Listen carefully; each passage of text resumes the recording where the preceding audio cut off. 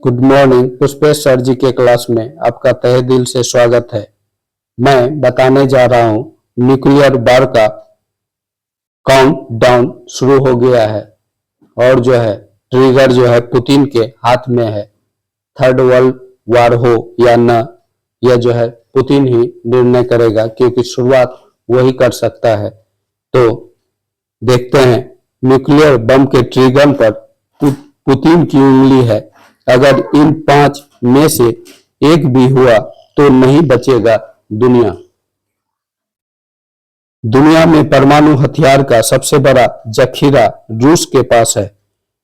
परमाणु युद्ध की उनकी धमकियां जिस दिन हकीकत में बदली, दुनिया तबाह हो जाएगा। शायद तबाही का यह दिन अब दूर नहीं है।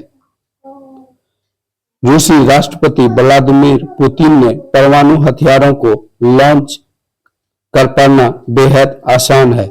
पुतिन ने मंगलवार को रूस की नई परमाणु नीति पर हस्ताक्षर किया। उसमें कहा कि न्यूक्लियर पावर सपोर्ट लेकर कोई देश अगर रूस पर हमला करता है तो उसे साझा हमला माना जाएगा, यानी रूस उस परमाणु शक्ति संपन्न देश के खिलाफ भी परमाणु हथियार चला सकता है। और नई नीति की मंजूरी जो है देकर पुतिन ने परमाणु युद्ध का खतरा कई गुना बढ़ा दिया है। अमेरिकी मिसाइलों ने यूक्रेनी हमले से रूस आग बबूला।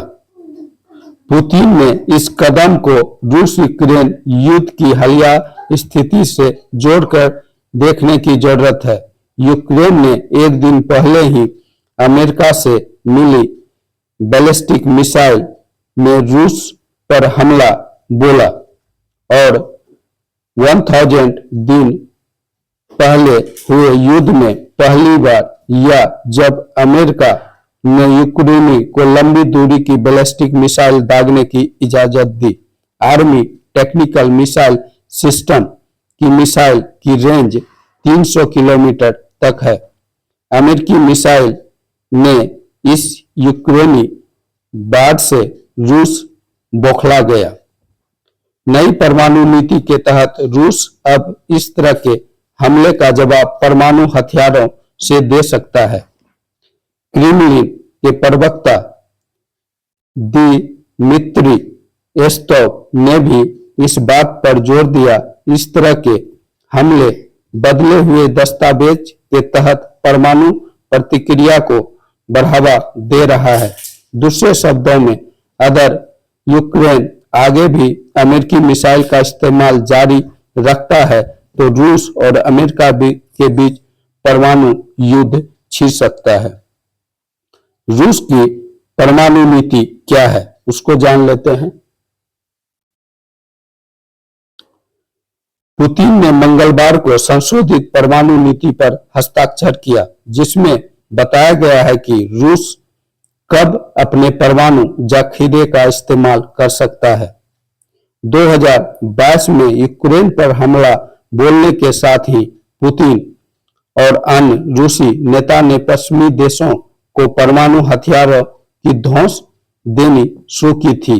हालांकि अमेरिका व देशों ने रूसी चेतावनी को नजरअंदाज करते हुए रूस को अरबों डॉलर की मदद और हथियार भेजे। नई नीति कहती है कि मॉस्को रूस या उनके सहयोगियों के खिलाफ परमाणु व अन्य प्रकार के सामूहिक विनाश के हथियारों के उपयोग के जवाब में परमाणु हथियारों का उपयोग कर सकता है। वह रूस और बेलारूस के खिलाफ पारंपरिक हथियारों के साथ आक्रामक स्थिति में परमाणु हथियारों का उपयोग कर सकता है, जो उसकी संप्रभुता और क्षेत्रीय अखंडता को खतरा पहुंचाता है। दस्तावेज में कहा गया है कि किसी गैर परमाणु शक्ति द्वारा परमाणु शक्ति की भागीदारी या समर्थन से रूस के विरुद्ध किसी भी आक्रमण को रूस उनके संयुक्त हमले के रूप में देखेगा। अब ट्रिगर दबा सकता है पुतिन। नई नीति में साइन करके पुतिन ने एक तरह से परमाणु हथियार के ट्रिगर पर उंगली रख दी है। इस नीति में उन हालतों के बारे में बताया गया है जिसमें पुतिन ट्रिगर दबा सकता है।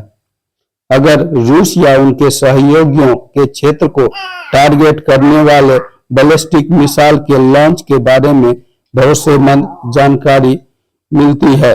अब परमाणु हथियार या सामूहिक विनाश के अन्य हथियार रूस या उनके सहयोगियों के क्षेत्र पर हमला करते हैं या विदेशों में रूस सैन्य कार्रवाई या सुविधा को निशाना बनाने के लिए उपयोग किया जाता है। अगर किसी दुश्मन का गंभीर रूप से महत्वपूर्ण रूसी सरकारी या सैन्य सुविधा पर प्रभाव जवाबी परमाणु हमले की क्षमता को कमजोर करता है। अगर पारंपरिक हथियार के से रूस या बेलारूस के खिलाफ आक्रमण उनकी संप्रभुता और क्षेत्रीय अखंडता के लिए गंभीर खतरा पैदा करता है। अगर रणनीति और सामूहिक विमानों, क्रूज मिसाइलों, ड्रोन, हाइपरसोनिक व अन्य उड़ान वाली वाहनों के उड़ान भरने या लॉन्च करने और उनके रूसी सीमा पार करने में भरोसेमंद जानकारी प्राप्त होती है। रूस के पास कितने परमाणु हथियार हैं?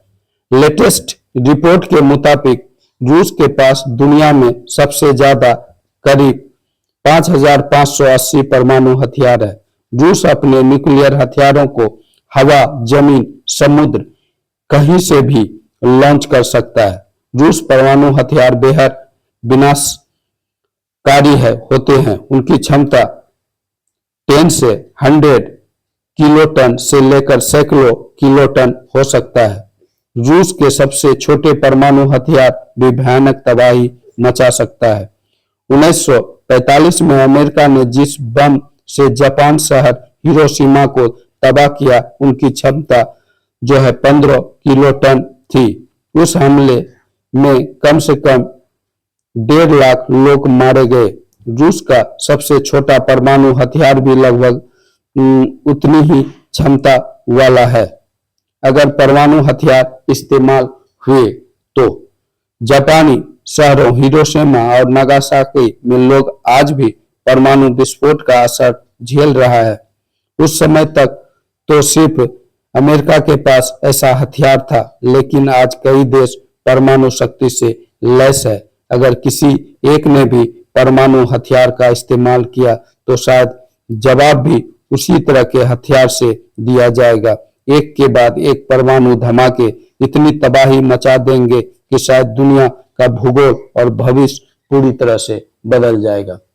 यह जो है रूस पर जो है यूक्रेन द्वारा जो हमला किया जा रहा है, जिसमें जो है अमेरिका उसका सहभागी है और जो है